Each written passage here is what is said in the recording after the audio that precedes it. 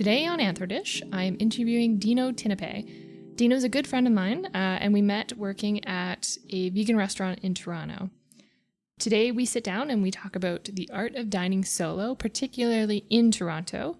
And we kind of dig into, what is a good atmosphere for dining solo versus what might not be a great one. And what sorts of social perceptions exist about dining solo. It's a really interesting episode, and Dino's someone who knows a lot about Toronto in terms of the food industry, and he's kind of my go-to whenever I want to explore a new place in the city. He knows exactly what to recommend. So it's a really fun conversation, and I hope you enjoy as much as I did. I said that in a really creepy way. Anyways, here's my interview with Dino. So today on AnthroDish, I am interviewing Dino Tinapay. And we are talking about dining solo and just other Dinoisms of life. I don't know. So welcome to the show, Dino. How are you doing? I'm good. How are you? Pretty good. All right, so let's just jump straight into it. Can you tell us a little bit about who you are, where you're from, and what your story is? All right, so I am 25 years old, currently a server, but I was a fashion school dropout. I was born in the Philippines, had a brief stint in LA, and now I am living in Mississauga, Ontario, Canada. Raised by a single mom of 4 children. Wow. And I am an Aries sun and a Pisces moon. I have no idea what that means. That's fine. We can look it up. Sweet. Cool. So how was it growing up with 4 siblings and a single mom? Because that must be pretty tough for her. Well, she only really raised us after I was around 10. Okay. That's when she was really on her own. But basically when I was growing up in the Philippines, it was very normal to have maids. And we just so happened to have one for each child in the family. Wow. So we were kind of all raised separately, but then not really. That's really interesting. Yeah, because I still have that part of the family where I am the youngest, but we were all kind of raised differently. Interesting. Yeah. So I guess to connect it to food. Oh my God. So basically to connect it to food, I was kind of just allowed to eat whatever I wanted because, I was raised by someone who wasn't my mom and only wanted to take care of me and kind of spoil me, I guess. And then when my mom finally got to us when she wasn't busy, it was like, oh my God, I missed out on having fun with you. So I'm also going to let you eat whatever you wanted. So double spoiling. So literally, and then also triple spoiling because the youngest child, I am the cute one. So I had to get whatever I wanted. Nice. So lots of great food. Lots of great food. Nice. So yeah. And then growing up, I guess we didn't really eat out very much because if you have 1 child or 2 children, it's fine to take everyone out for a nice dinner once in a while. But then if you have 6 people in your family, chaos. Just so much money. Yeah. 4 children, when they're all young, they're kind of just all over the place. So you don't want to really do that. Yeah. And I did most of my dining. I eat out mostly these days, and I've started this habit of dining out when I had my own job, basically as an adult. So is once you were finally kind of free of that family dynamic, totally you started to experiment with that? Yes. Cool. Totally. Okay. So that brings me to my next question. So what were some of the major influences that shaped your interest in food growing up or in your 20s? So again, I was super spoiled when I was growing up in terms of food, I guess. So I never had the taste for vegetables or anything like that, which is crazy because I work at a vegan restaurant. Yes. And I do hate vegetables still. But the difference between before and now is that I now eat the vegetables, but I still hate it. So it's more of a nutritional fueling? Yes, totally. So that's made me a little bit more conscious of how I'm eating.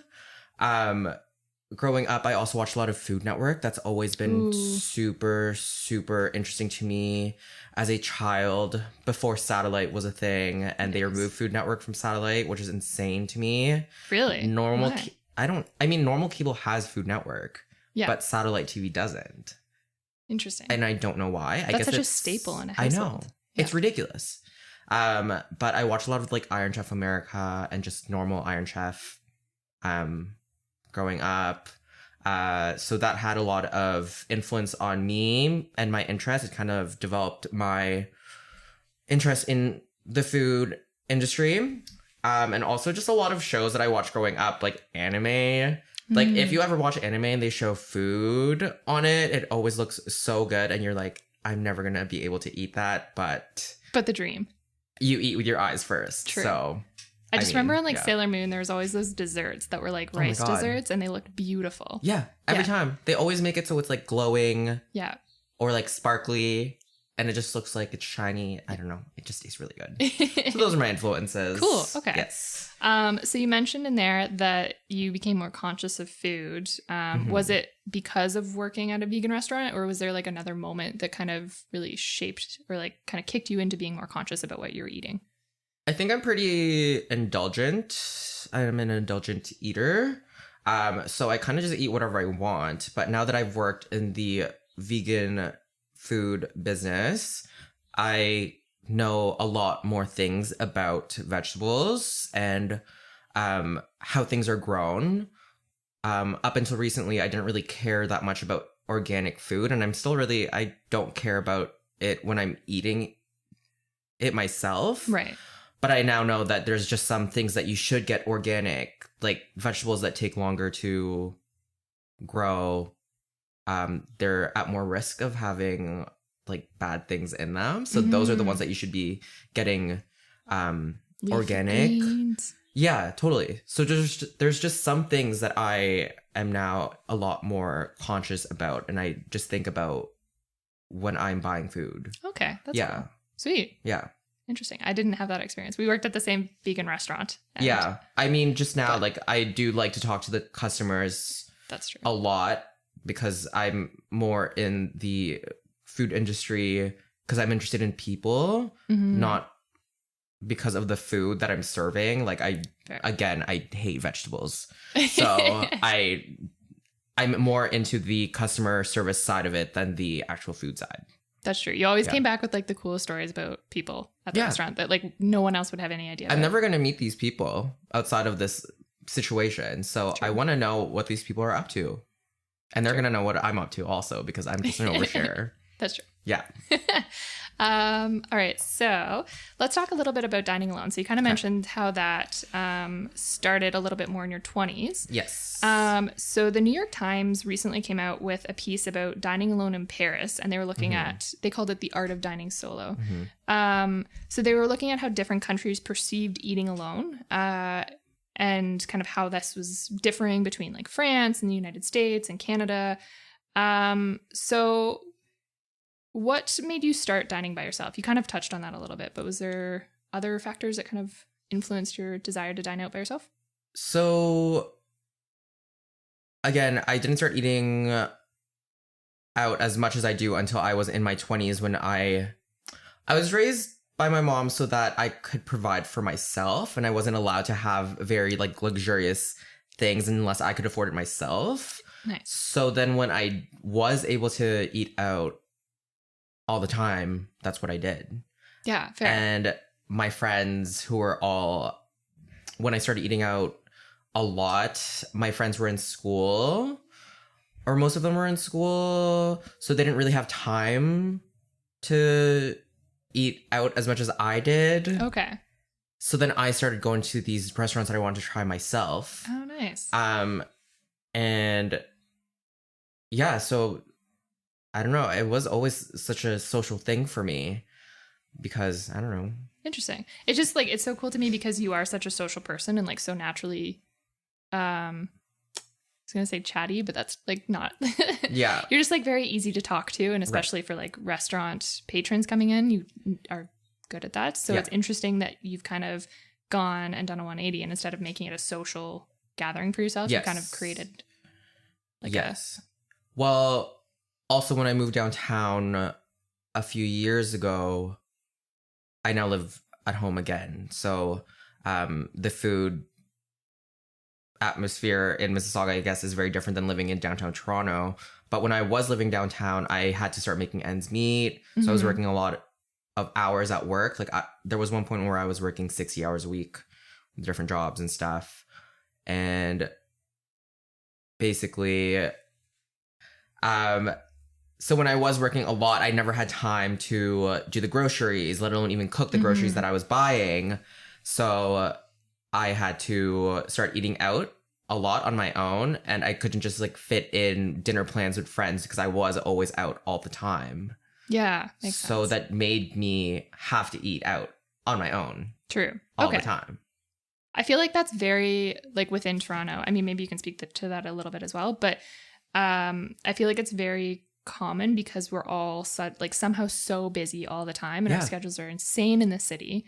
That it does make sense that you do have to like figure out food without always going grocery shopping. Right. It's very enjoyable for me to eat out with my friends because it has always been a social thing. When I was growing up, I literally had someone ring the bell when the food was ready so that everyone in the house could go to the dinner table and we would all eat at the same time. Oh, wow. And I feel like in North America, that also is a thing, especially for families with younger children. The mom and dad get home, or the parents get home, whoever it is. And then everyone eats all at the same time. They all catch up. So it has always been a social thing for me.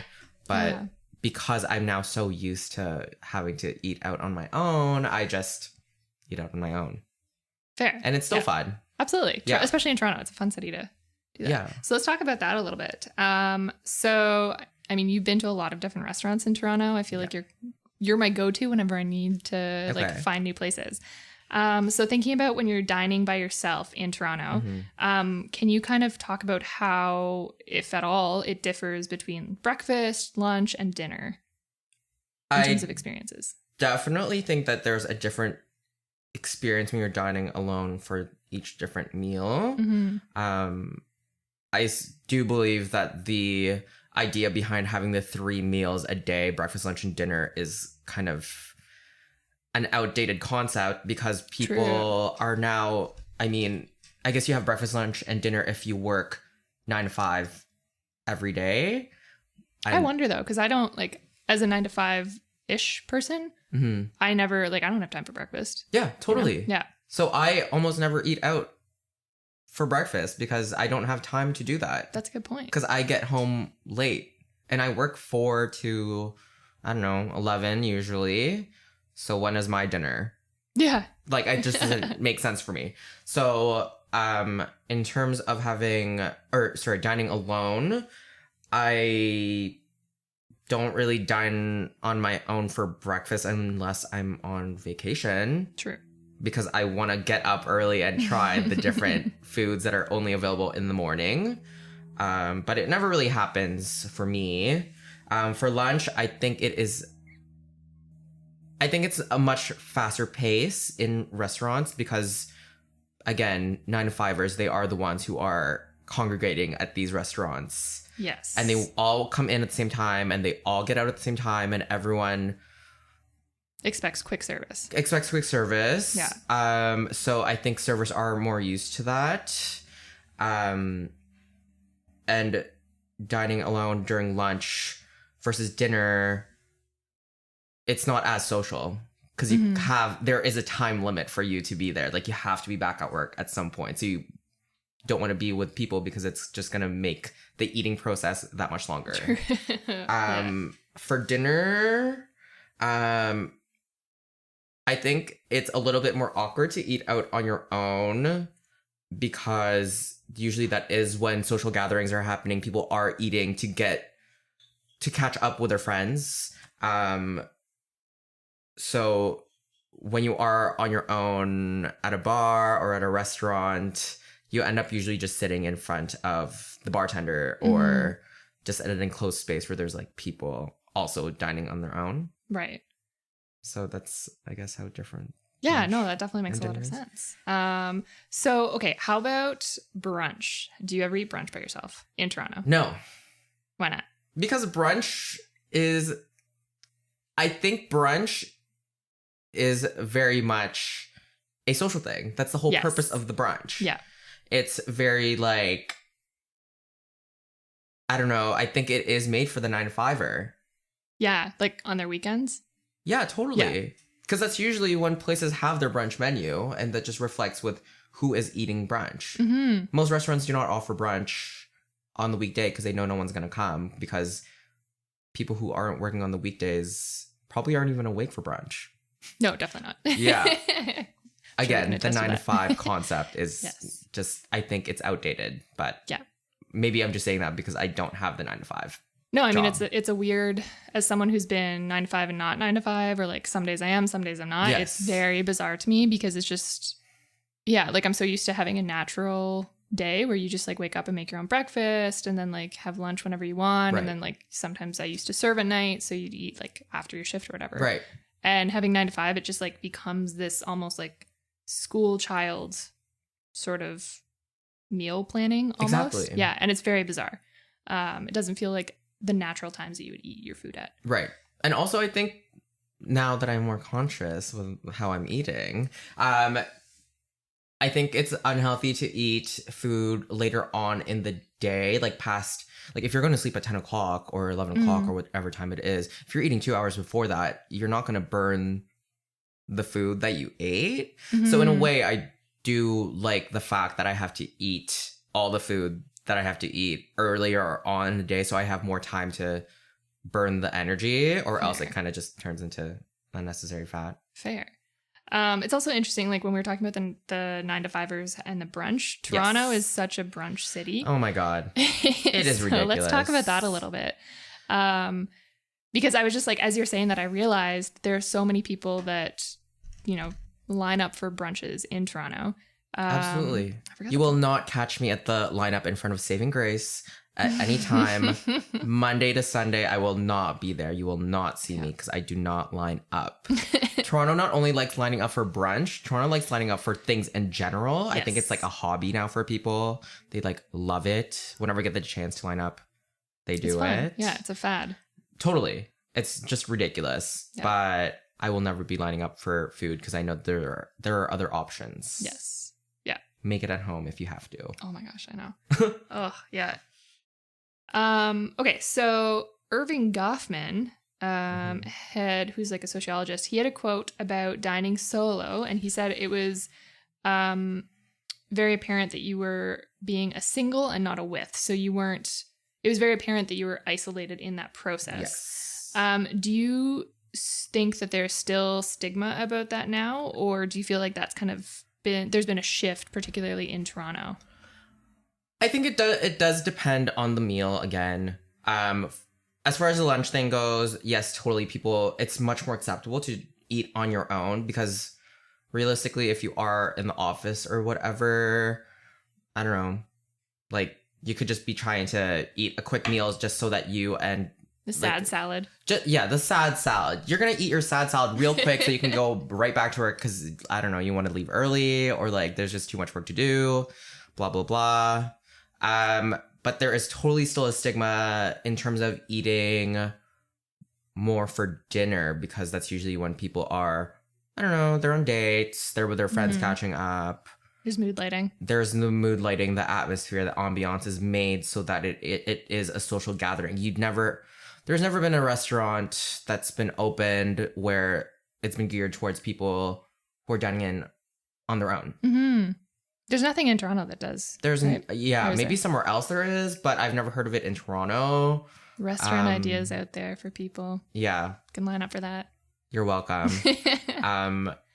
Yeah, I think that it's always just been such a social thing. So when people see you at a restaurant eating on your own, they kind of like look down on you and they're like, oh, I feel bad for that person. I wonder why they're eating on their own. Mhm.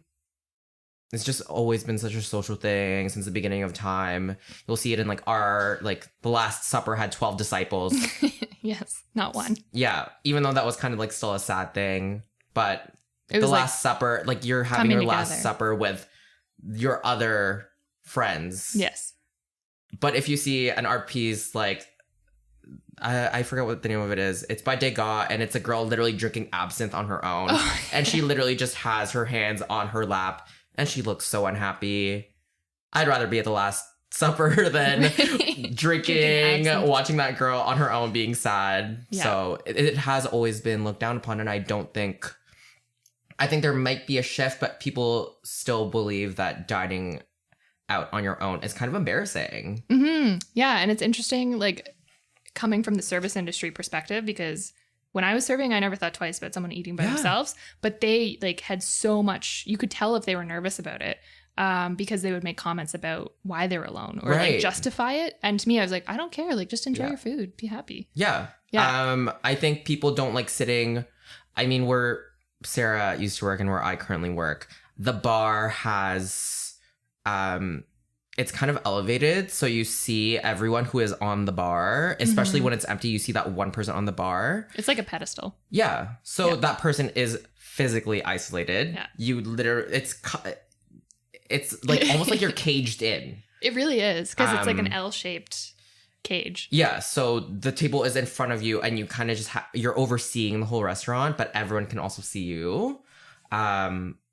So in that way, I do think that, I don't know, people who eat out are still somewhat uncomfortable about it. I'm not saying I'm completely comfortable with eating out on my own, but I do enjoy eating out on my own. It's just sometimes it depends on the restaurant for sure. Mm-hmm.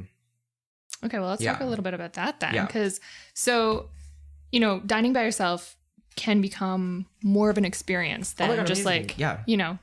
Eating a sad salad in between your work shifts. Yeah. So are there particular atmospheres that you found in your experiences that are more or less conducive to enjoying a meal by yourself? Like, table sizes, or we were talking about eating at a bar, or things like that? Well, yes. So I kind of like eating like at a corner of a restaurant facing everyone else, because I love people watching. I think it's amazing, and it's so interesting to see how people are interacting with each other. Yes. And you're kind of just in the corner judging everyone silently, and no one's even paying attention to you, which is amazing. So that's just kind of like a free pass. So if you see Dino sitting by himself, I'm judging you. Yeah. Not that I wasn't already before that. But extra. Yeah, it's just perfect for dining on your own. I like sitting by the bar as well if I feel like talking to the bartender or whatever it is. Whoever is serving me, I do think you get a better understanding of how the restaurant works if you're dining out on your own. Certainly.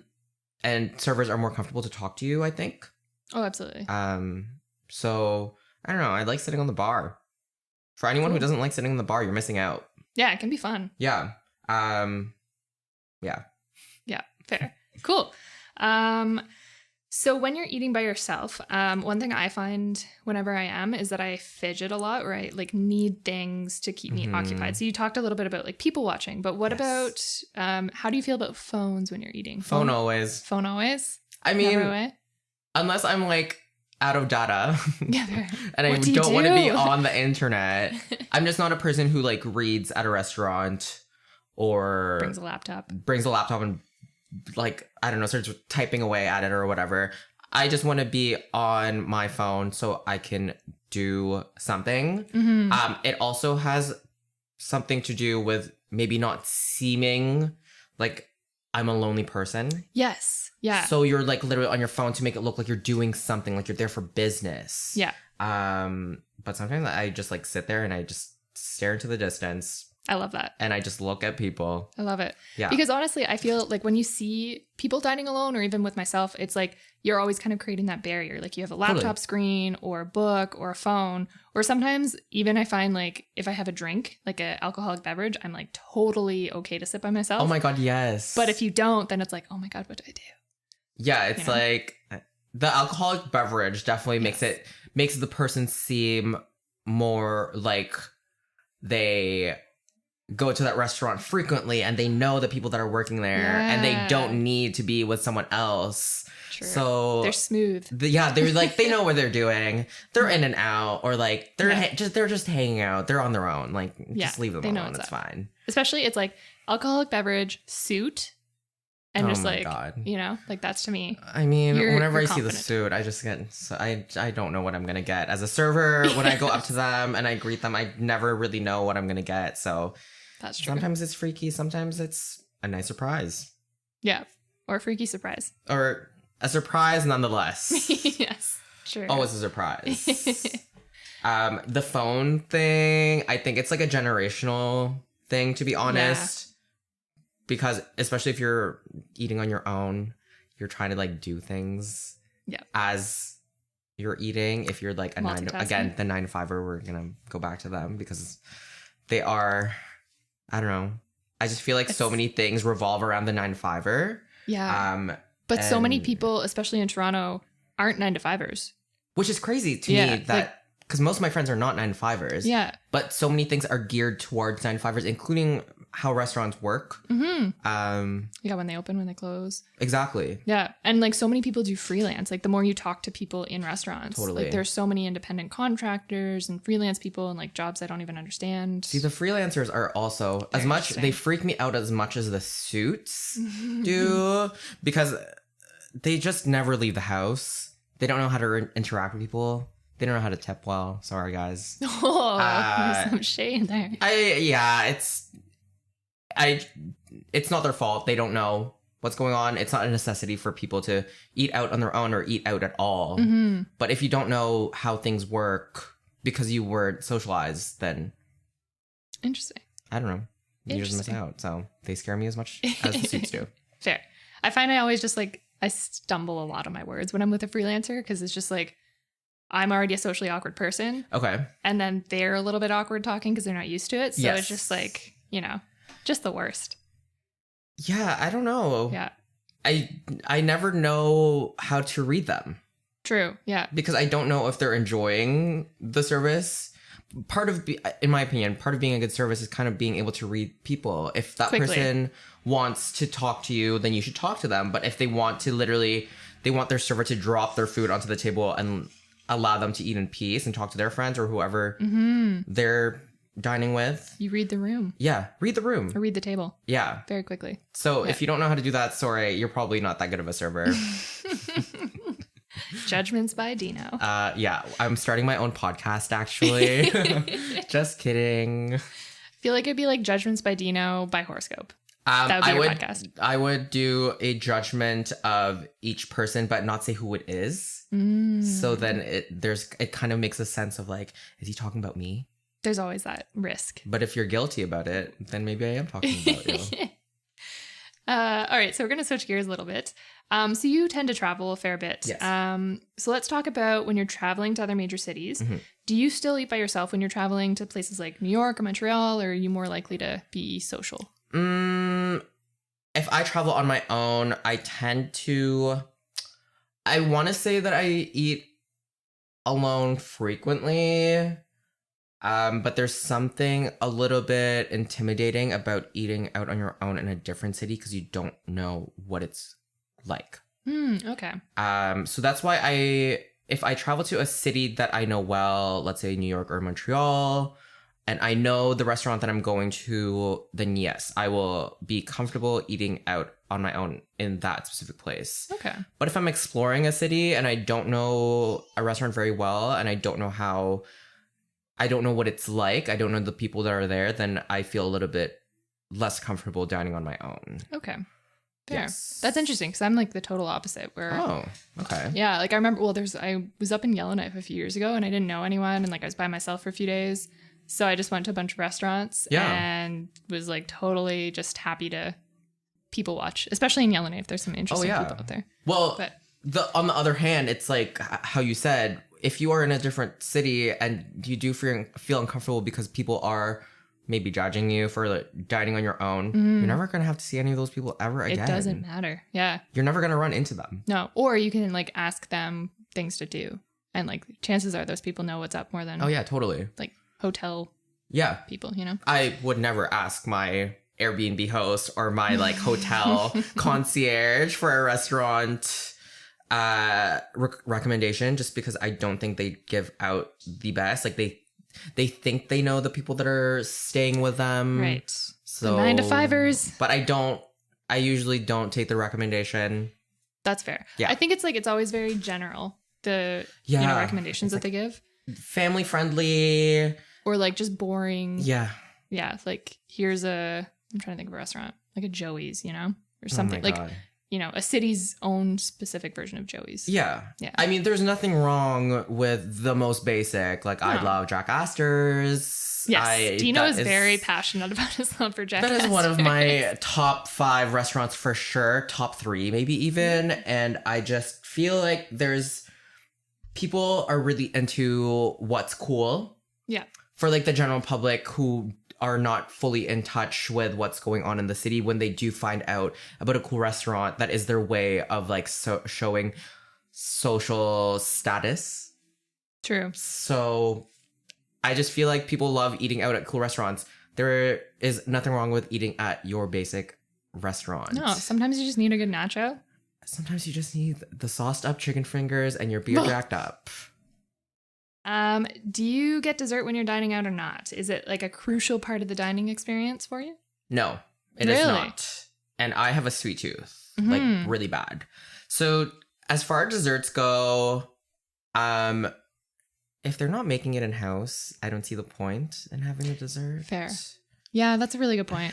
Yeah. You don't want a frozen, heated up dessert. Yeah, like I don't care that much for a restaurant's desserts where they don't make it in-house. Even if you do when it's just sitting in the freezer for like however long it's been sitting there, at least someone made it in the restaurant and it's very specific for that restaurant. True.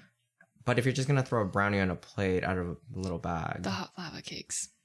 Oh, yeah, the lava cakes. I had to stop myself from the lava cakes from Domino's because they're just so good. Dino. They're so good. And they literally are probably frozen and they throw them in the oven. But someone had to throw it into the oven that same day. So I would consider that fine to eat. Dessert. A fresh dessert. Yeah, I love if a restaurant has a really good dessert menu and it's very unique, but not pretentious. Mm-hmm. What do you mean by that? I don't know. What are some I just pretentious feel like desserts? I think trying to be really super hip and super different and super cool with no background to your menu.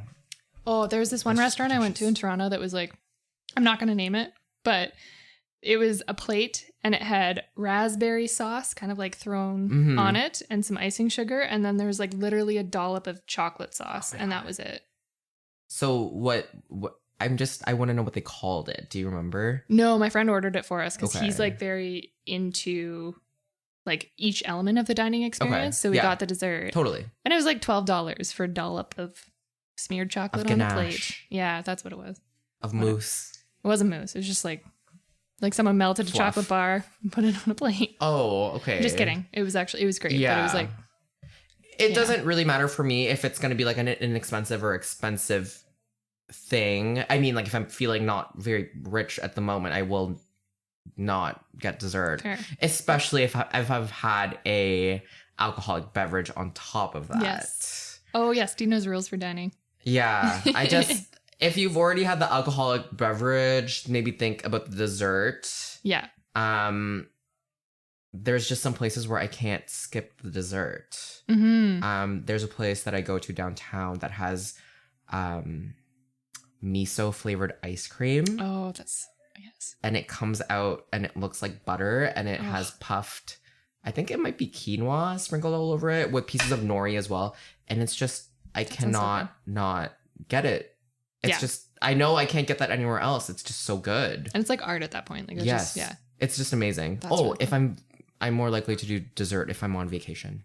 Fair. Yeah. If I'm already luxuriating. Yes. Yeah, why not then at that point? You just get the dessert. Yes. Get something. And the beverage. Yeah, I want to get both. Yeah. Get 2 beverages. Just kidding. Sure. Are you? Yes. Okay. Okay, so just to wrap up everything, Let's talk about the weirdest food you've ever had. See, I don't know if I would consider myself an adventurous eater. Really? Yeah. Says the person that eats miso gravy ice cream. Okay, yeah. I mean, it's not miso gravy. Sorry, oh my gosh. Just miso. Wow. Signs that you work at a vegan restaurant. Oh God. Whoops. Scary. Yeah, so I don't know, like I feel like in some ways I am adventurous, but in some ways I'm not adventurous. Okay. Because once I find the one thing on the menu that I'd like, I always get the same thing. Okay. I'm just a creature of comfort, so I always just go back to the things that I know and like, and I will like again and again and again. I would probably say that the weirdest thing I've ever had was balut in the Philippines, and basically it's like a chick. It's like an egg. The chick is in the egg. It's like almost fully there, but then it's obviously cooked. And I didn't eat it. It's like a delicacy in the Philippines. I tried like the liquid that was inside it, and I liked it. Okay. But I know like eating animals is a bad thing for people, but eating something that was not. It was alive, but it wasn't even born. Yeah. Something freaky about that. The visual too of that. And just like oh my God. Yeah. Not to get all ethical about it, but yeah, it's like a very... Like the color of it is just not cute. Yeah. Oh. It's just not good. But I do like, I mean, that was as adventurous as it gets. Yeah, definitely. So. But it tasted like you like the taste of it? Yeah. Like the liquid in it? I don't know. I like the liquid that I had. Okay. Cool. Interesting. Yeah. But yeah, that would be a difficult one to... Oh, actually, I could think of something that was a little bit weirder. Ooh. There was a restaurant in New York that I tried when I was like super new to traveling. It's now closed, and it's a French restaurant where it's ran by culinary students. Oh, cool. So the price was definitely affordable, and you get like a full 5-course meal, and the amuse-bouche was a deconstructed BLT. It comes out and it's in a spoon. And like a giant spoon? No, it's like tiny. Oh, okay. And it's a puree. And then when you put it in your mouth, all the flavors, the tomato, the lettuce, the mustard, like whatever it is in the BLT, you can taste each ingredient separately. Really? Wow. Yeah. That's very Willy Wonka to me. Oh my God, it was unreal. Like 18-year-old me is literally like, oh my God, this is fine dining. Like this is like, I've made it to the top. Like this is like a 5-star restaurant. No one on Yelp has ever written a bad review about this place. Like this place is amazing. It is now closed. Oh, that's such a shame. That sounds really cool though. Yeah, everything that they've ever had on the menu has been delicious to me. Unfortunately, it is now closed. I don't know why. It closed down a few years ago. But yeah, that was pretty out there. That's cool. Yeah, that's a good one. Yeah. Definitely. Cool. All right. Well, thank you so much for joining us on AnthroDish today, Dino. My pleasure. That was my good friend Dino Tinapay on the art of dining solo and some tips and tricks about dining in Toronto. After we concluded the episode, we kept talking about food, and he remembered an anime show called Food Wars that he highly recommended. So I've included the trailer in the show notes and on my blog at anthrodish.com. Go check it out. And if you like the trailer, then go find the show. I'm not going to tell you how to do it because I'm not going to say anything illegal. But yeah, go find it. If you want to stick around, I've also included a bonus segment after my outro where Dino highlights some of the best places to go in different neighborhoods in Toronto. We thought that might be a little bit too niche for some listeners. So if you're not ever going to go to Toronto, then don't listen. But if you want to find some cool places the next time you're in town, or if you are a Torontonian and you want to check out something new, then please keep listening because Dino's got some amazing suggestions. I've already been to a few since the episode has aired, and he is spot on as always. Thank you again so much for tuning into AnthroDish. If you love what you're hearing, please subscribe, rate, and review on whatever platform you're using. And check us out on our website, anthrodish.com, or on social media platforms at AnthroDish. thank you again, and we'll see you next week, or stay tuned and listen to Dino's tips about Toronto.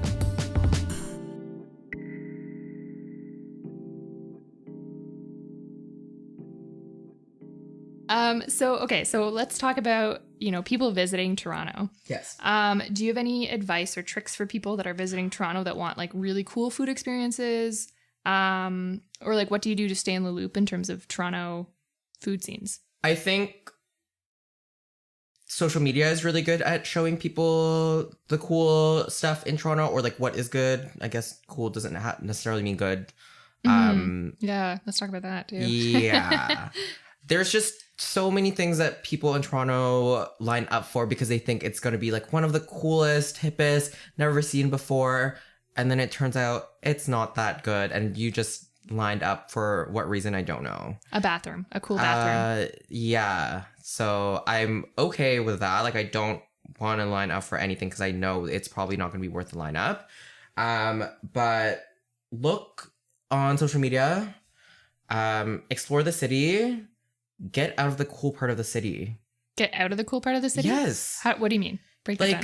Don't go to the part where everyone's telling you to go, because usually the restaurants that are in that part of the city are going to be the ones that are more expensive, not worth the money. I don't know.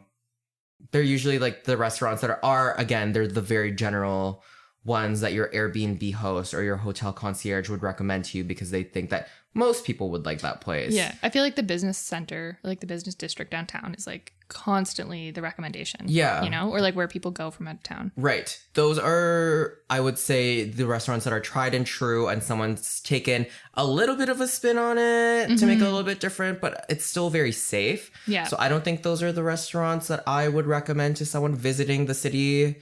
I think the city is full of culture. There's a lot of different people.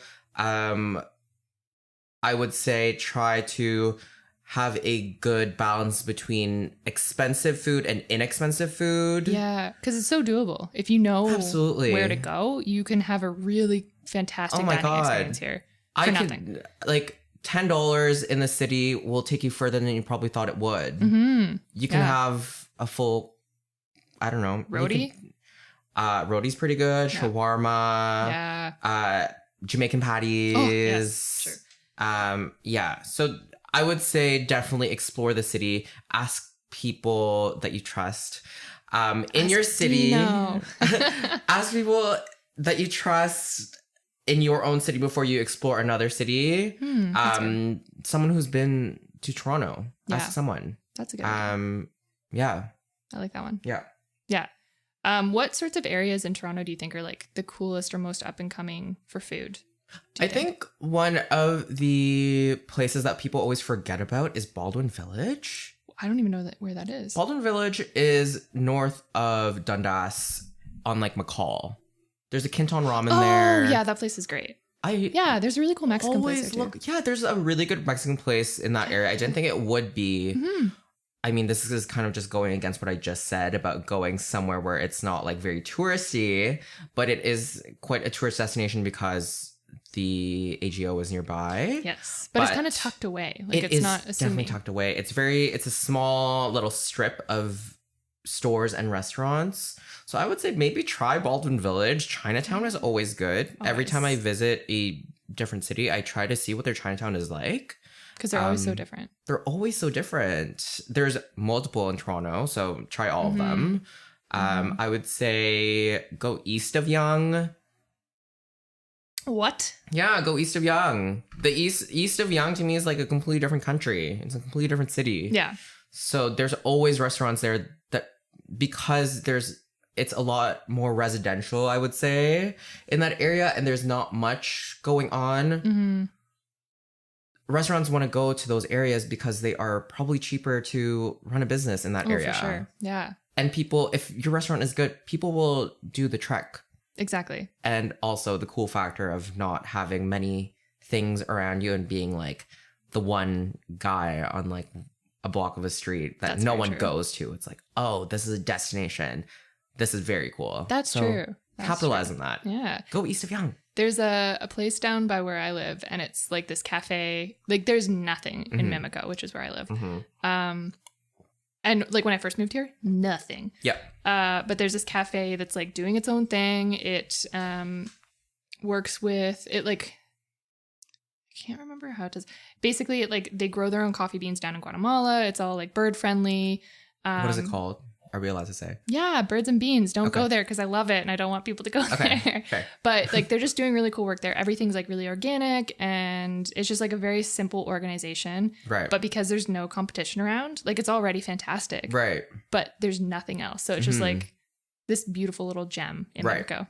So if you're ever out this way, that's where I'd recommend going. In Etobicoke. Yeah. Best coffee ever. I mean, Lakeshore all the way down from this part of the GTA to the other end is just bustling. Yeah, it's popping. There's so many people out this way, you don't even... Port Credit in Mississauga is just full of people. Yes. So, and those people want to eat. That's true. They got to come out this way. Exactly. Just kidding. I would say going... I think Roncesvalles is a good area as well. But because it is a more residential area... in the city, things tend to close earlier. It's very family friendly there. Area. I think going super east or super west, High Park. Yeah, that's true. Why don't people eat at High Park? It's just such a... You just don't think about it. It's just out of the way for people, I guess. Yeah. It's about, like 9 or 10 stops away from St. George Station. So it's not the closest to get to, and there's not much besides the park in that area. That's true. But I think that it's worth exploring. I have like the saddest story from that area though. Oh my God. As soon as so my car broke down in the middle of winter and it was like during the ice storm this past winter. Yes. And like wouldn't start. It was parked at, it was like right at High Park and like, I don't know, like literally right there. Like Bloor. Yeah. Okay. Maybe more west. It was like, yeah, whatever. Doesn't matter. So it was parked there. I was waiting for a tow truck and they were like, oh, like we'll be there in an hour. And I was like, okay, great. It's freezing. It's icy. I'm hungry. It was what like, am I supposed to do? Yeah, it was 10:45 and I went to a pub because that was the only place around. Okay. Just waited for 11 to hit. Okay. Ordered myself like the saddest, soggiest fries and a beer and just like drowned my sorrows there. So whenever I think of High Park food, that's what I think of. But I'm sure there's some cool stuff around there. I think there is, even if you go further west. I'm only saying this because I had a brief stint near Jane Station for like a month. Oh, I didn't know that. A few years ago. I had like a weird roommate incident where we ended up getting kicked out of our apartment and I had to live on my friend's couch in between Jane and Old Station. Interesting. For a month. Oh, yeah. Okay. So that made me go into that area more. It's such a beautiful area. Like right on Bloor, there's so much going on. Really good flower shops. Yes. Really nice cafes. It's very quiet. You don't have to feel like you're going to run into someone that you know. That is true. So you can explore without that worry. That's cool. Yeah, so I totally think that that area could potentially be a good place for a business to set up because there's also other restaurants already there that are worth exploring. Cool. Yeah, so it's like a nice little community. That's totally. a good. Yeah, and Toronto's like not always as busy and scary as people think. Like there are some really quiet, cool pockets that you can. Yeah. Totally. Oh, another place. I'm just gonna throw this in there. Yeah. St. Clair. Oh, I've never really been out that way. Like I don't St. Clair's, the stockyards. That's. Fair. I mean, there's like good food in that area besides the restaurant called the Stockyards. There's really good ice cream places on St. Clair. I think some good Italian places as well. Okay. I can't say that I've explored it very much, but I know that a lot of my friends do like going to that area because it is quieter than downtown, but there's still a streetcar operating. That's crucial. Yeah, of course. So go to St. Clair. Cool. Okay, that's a good tip. Yeah.